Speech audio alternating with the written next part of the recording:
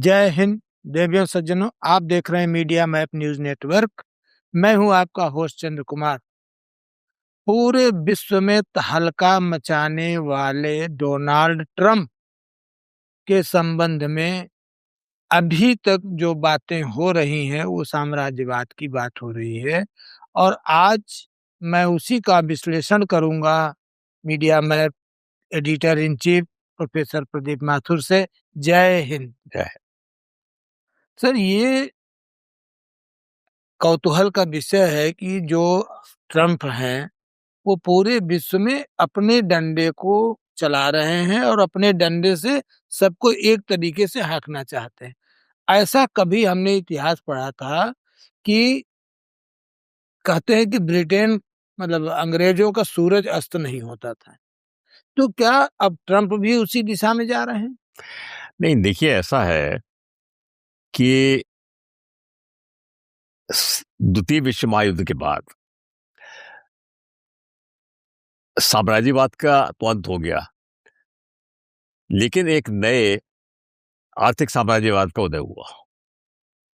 ये साम्राज्यवाद जो था, ये भी काफी खतरनाक था, क्योंकि जो पुराना उपनिवेशवाद या साम्राज्यवाद था, उसमें तो किसी टेरिटरी पे पूरी तरह कब्जा रखा जाता था। ये जो नया आर्थिक साम्राज्यवाद आया, इसमें यह था कि आपके ऊपर कोई राजनीतिक दायित्व नहीं था, लेकिन आप आर्थिक रूप से इस तरह का शोषण करते रहते थे। ये शोषण जो है, सेकेंड वर्ल्ड वॉर के बाद अमेरिका ने शुरू किया, और अमेरिका और पाश्चात्य के देश जो हैं, ये एक नई तरह का नव साम्राज्यवाद जिसको कहते हैं आए, आर्थिक साम्राज्यवाद लाए। जहां तक आपने कहा कि दुनिया को हाँकने का सवाल, तो अमेरिका दुनिया को द्वितीय विश्व महायुद्ध के बाद यानी पिछले 80 वर्षों से लगातार हाँकता आया है। ट्रंप साहब ऐसा क्यों कर रहे हैं? इसलिए कर रहे हैं कि ट्रंप साहब को लग रहा है कि इस आर्थिक साम्राज्यवाद की नींव हिल गई है, और अब इसको बचाना उनके लिए उसी तरह मुश्किल हो रहा है जैसे अंग्रेजों को 1940 के बाद भारत का अपना साम्राज्य बचाए रखना था। जो ब्रिटेन है, जितना उसका उदय हुआ था उसके दुगना या तिगुना कह सकते हैं कि तेजी से पतन हुआ ब्रिटेन का। और ब्रिटेन का अस्तित्व तो यहाँ तक समाप्त हो गया कि अब उसको भारत से अपनी नीति गढ़वानी पड़ रही है।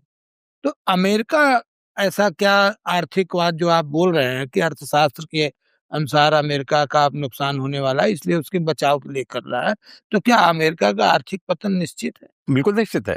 अमेरिका का पतन बिल्कुल निश्चित है, इसलिए कि अमेरिका की जो पूरी अगर आप अर्थव्यवस्था देखें, वो सारी दुनिया के शोषण पे आधारित है। इसलिए है, अगर वो मान लीजिए दुनिया का शोषण करने का उनका अधिकार, विशेषाधिकार कहा जाए, वो चला जाता है, तो अमेरिका जो है एक मामूली एक राष्ट्र बन जाएगा। ठीक है, उनके पास संसाधन बहुत है, पैसा बहुत है, सब है, लेकिन आपको एक विश्व की नंबर 1 शक्ति रखने के लिए आपको सारी दुनिया पे व्यापारिक आधिपत्य की आवश्यकता है, जो कि धीरे-धीरे समाप्त हो रहा है। और जैसा उनका डॉलर था, डॉलर के नाम पे उन्होंने सारी दुनिया को अपने अंडर कर रखा था। अब डी-डॉलराइजेशन का ज़माना आ गया है, और देश कर रहे हैं कि आपसी करेंसियों में लेन-देन किया जाए, तमाम चीज़ें ऐसी हो रही हैं। यहाँ तक कि यूरोप भी उनके चंगुल से निकल गया है, आप देख रहे हैं। यूरोप के नेता आजकल चाइना जा रहे हैं, हिंदुस्तान जा रहे हैं। अभी यूरोपियन यूनियन ने अभी पिछली 27 तारीख को भारत के साथ एक एफटीए किया है। बहुत बड़ा व्यापार समझौता किया है, जो कि जिसकी बात बहुत दिनों से चल रही थी। तो अमेरिका का धीरे-धीरे विश्व में ये वर्चस्व समाप्त होता चला जा रहा है। यहाँ तक कि उसका जो पड़ोसी देश है, जो कि बिल्कुल उसकी समझिए कि एक उसका पिछलग्गू था कनाडा, वो भी भारत से और चाइना से अपने आर्थिक रिश्ते बना रहा है। तो अमेरिका का जो ये व्यापारिक स्तर जो है विश्व में जब समाप्त हो जाएगा, तो अमेरिका भी दुनिया के एक सामान्य देश की तरह हो जाएगा। और आप उसको पतन भी कह सकते हैं या कुछ भी कह सकते हैं, लेकिन ये निश्चित है कि अमेरिका का जो आर्थिक साम्राज्यवाद है, उसके अंतिम दिन आ गए हैं। देखिए, अब मैं थोड़ा पीछे की ओर चलता हूँ। देवियों सज्जनों, मैं एक बार फिर आपसे अपील करता हूँ, अगर आपने चैनल को सब्सक्राइब नहीं किया है अभी कर लें, क्योंकि आगे हम आपको बहुत गहरी जानकारी देने वाले हैं। मैं रामचरितमानस का एक उदाहरण लेता हूँ कि पहले जो भगवान राम ने स्थापित किया, लंका के राजा रावण को मारा और उन्हीं के भाई या उन्हीं के परिवार को, विभीषण को, वहां की राजगद्दी सौंपी। दूसरा उदाहरण मिलता है रामचरितमानस में कि बाली को मारा और सुग्रीव को राजा बनाया। अब की परिस्थिति में प्रत्यक्ष युद्ध तो नहीं हो सकता, लेकिन कुछ कुछ इसी नीतियों को अमेरिका फॉलो कर रहा है।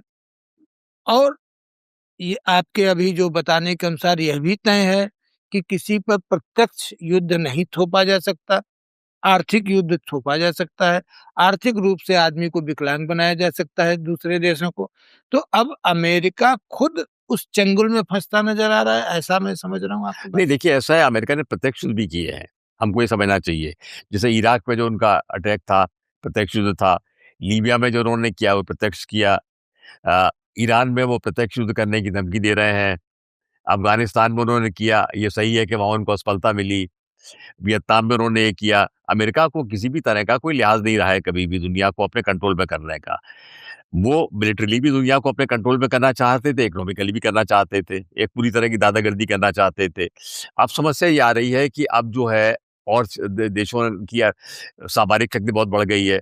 अब आज के दिन स्थिति यह है कि पूरा करने के बाद भी ट्रंप साहब की हिम्मत नहीं पड़ रही कि ईरान पर अटैक करते हैं, क्योंकि उनको पता लगा है कि ईरान के पास भी ऐसे हथियार हैं और ईरान को जो है चाइना और रूस ने भी शायद इस तरह के हथियार दिए हैं, जिसकी वजह से शायद उनको युद्ध में वो सफलता ना मिले जो कि जिसकी उनकी अपेक्षा आशा थी, मतलब ये है। तो अमेरिका को ये चुनौती समझ में आ रही है। आर्थिक रूप से भी अमेरिका को समझ में आ रहा है कि और देशों की इकोनॉमी बहुत बढ़ गई है। चाइना जो है दुनिया की एक आर्थिक महाशक्ति बन गया है, भारत एक आर्थिक महाशक्ति बन गया है। उसको दबाने का उन्होंने पूरा प्रयास किया, सब तरह से किया, ब्लैकमेल भी किया।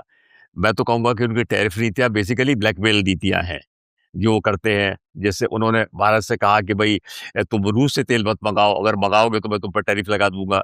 ऐसी चीज़ें तो कभी सुनी नहीं गई विश्व व्यापार में, मतलब ये सब है। तो ये सब अमेरिका की शक्ति नहीं बल्कि उसकी हताशा को बताता है, मतलब। और ये बताता है कि अमेरिका का आर्थिक साम्राज्यवाद जो है, जैसे मैंने आपसे कहा, अब अपने अंतिम दौर पे है। ये सब जो अभी उसने अमेरिका ने किया, वेनेजुएला के हाँ राष्ट्रपति जी। को रातों रात गिरफ्तार करना और अमेरिका ले जाके मुकदमा चलाना, ये कहाँ तक ठीक था? ये बिल्कुल ठीक नहीं है।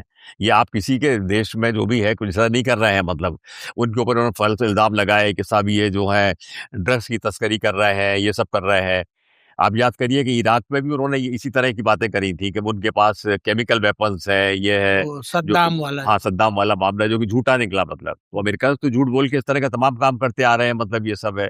ये सब है उन्होंने अब ईरान पे कह रहे हैं कि साहब ईरान पे न्यूक्लियर वेपन्स नहीं होने चाहिए, उन्होंने बम बना लिया है, ये कर लिया है, सब कुछ कर लिया है। तो ये तो अमेरिका करता आया है। तो वेनेजुएला में जो उन्होंने किया उनको नहीं करना चाहिए था।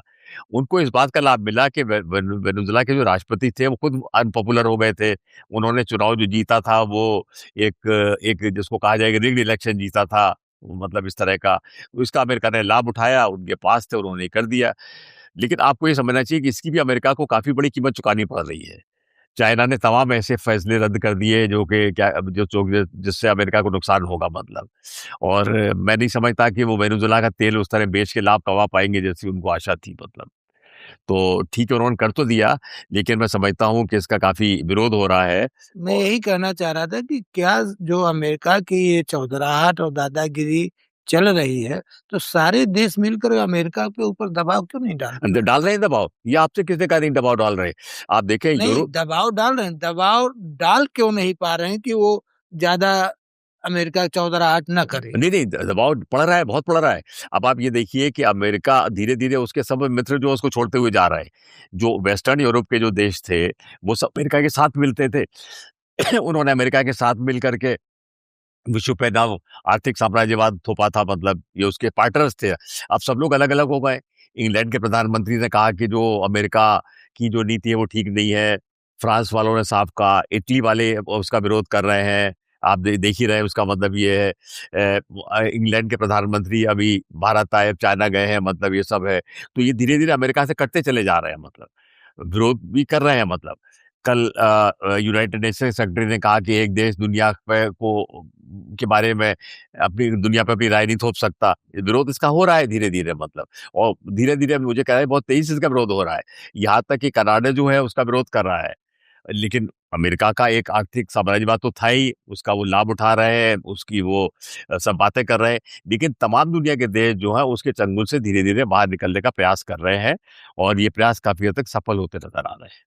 तो ये अमेरिका के अंदर भी विरोध हो रहा है? अमेरिका के अंदर ट्रंप का विरोध हो रहा है। अमेरिका में जो सेंसिबल सेक्शंस हैं पब्लिक ओपिनियन के, वो कह रहे हैं कि आप ये गलत कर रहे हैं। जैसे अभी अमेरिका के एक सीनेटर ने कहा कि भारत तो उनका स्थायी दोस्त था। आपने भारत को नाराज़ कर लिया। इस तरह की बातें करी आपने भारत के बारे में, सबके बारे में, प्रधानमंत्री के बारे में ये करा और इस तरह का किया, तो अब ये है कि सब है। लेकिन क्योंकि अमेरिका के पास अभी भी दुनिया की आधी से ज़्यादा दौलत है, अभी भी तमाम संसाधन है, तो कोई देश उसको पूरी तरह नहीं काटना चाहता।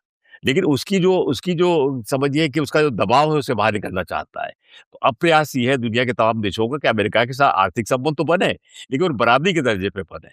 कोई ऐसा ना बने कि साहब वो जो है मालिक है और आप जो उसके नौकर हैं, वो डिक्टेट कर रहा है और आप डिक्टेटेड हो रहे हैं, मतलब इस तरह के संबंध ना बने, मतलब। एक पुरानी कहावत है कि प्यादा से वजीर भयो टेढ़ो मेढ़ो जाए। हुँ।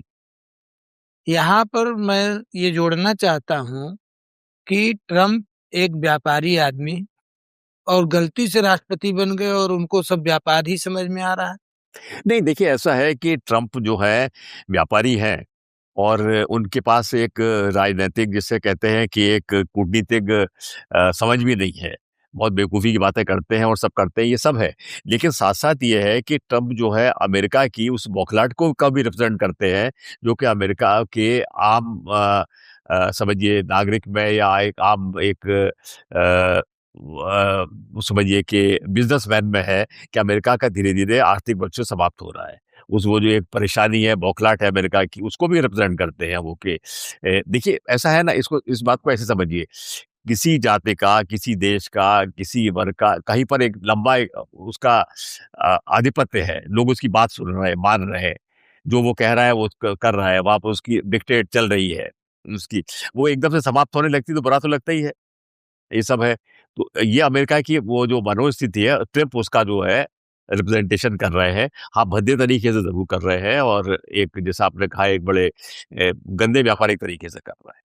तो जय हिंद देवियों सज्जनों, अभी आप हमारे प्रोफेसर साहब को सुन रहे थे कि अमेरिका की जो नीतियां हैं, कभी वेनेजुएला पे राष्ट्रपति पे हमला, कभी ईरान पे हमला, कभी टैरिफ का हमला, कभी ग्रीनलैंड पे हमला, ये तमाम बातें उसके आर्थिक साम्राज्य का पतन का कारण बनेगा और हो सकता है कि अमेरिका के वर्तमान राष्ट्रपति आर्थिक साम्राज्य के पतन के अंतिम राष्ट्रपति हों। जय हिंद।